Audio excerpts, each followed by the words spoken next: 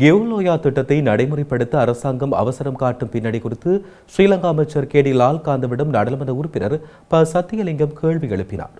கெவுலோயா திட்டம் தொடர்பிலான விசேட கூட்டம் ஒன்று விவசாய அமைச்சர் கே.டி. லால்காந்த் தலைமையில் நேற்று நாடாளுமன்ற கட்டிட தொகுதியில் இடம்பெற்றது. இதில் கலந்து கொண்டு கருத்து தெரிவித்த போது இவ்வாறு தெரிவித்தார். 1983ஆம் ஆண்டு தமிழ் மக்களின் பூர்வீக நிலங்கள் அபகரிக்கப்பட்டு சிங்கள மக்கள் அங்கு குடியேற்றப்பட்ட வரலாறும் அதனால் அந்த நிலத்துக்கு சொந்தமான தமிழ் மக்கள் எதிர்நோக்கும் பிரச்சினைகள் தொடர்பிலும் நாடாளுமன்ற உறுப்பினர் சத்தியலிங்கம் எடுத்துரைத்தார். இந்த திட்டம் நடைமுறைப்படுத்தப்பட்டால் தமிழ் விவசாயிகளின் 910 ஏக்கர் வயல் நிலம், பிரதேச சபைக்கு சொந்தமான பாதைகள், குடியிருப்பு காணிகள் நீரில் மூழ்கும் என்றும் பெரும் தொகையான வனம் அளிக்க ஜானை மனித முரண்பாடு அதிகரிப்பதோடு பாரிய சுற்றுச்சூழல் பாதிப்பு ஏற்படும் என்றும் சுட்டிக்காட்டினார். கடந்த கால அரசுகள் இனப்பெரும்பலை மாற்றியமைக்கும் செயற்பாட்டுக்காக உருவாக்கிய அதே திட்ட வரைவினை இந்த அரசாங்கம் நடைமுறைப்படுத்த முயல்வது ஏமாற்றத்தை ஏற்படுத்துவதாகவும் கூறியுள்ளார். வன்னி பிரதேசத்தில் உள்ள வனவள திணைக்களத்தால் கையகப்படுத்தப்பட்ட குளங்களையும் வயல்களையும் விடுவிப்பதோடு அனைத்து குளங்களையும் புனரமைக்கும் போது பாரிய நீர்ப்பாசன திட்டங்கள் தேவையற்றது என்றும் காணியற்ற அனைவருக்கும் விவசாய காணிகளை வழங்க முடியும் என்றும் அமைச்சரின் கவனத்துக்கு கொண்டு வந்தார். அத்துடன் பாரிய நீர்ப்பாசன திட்டங்களை நடைமுறைப்படுத்தி வனத்தை அளிப்பதனூடாக நேரடியாகவும்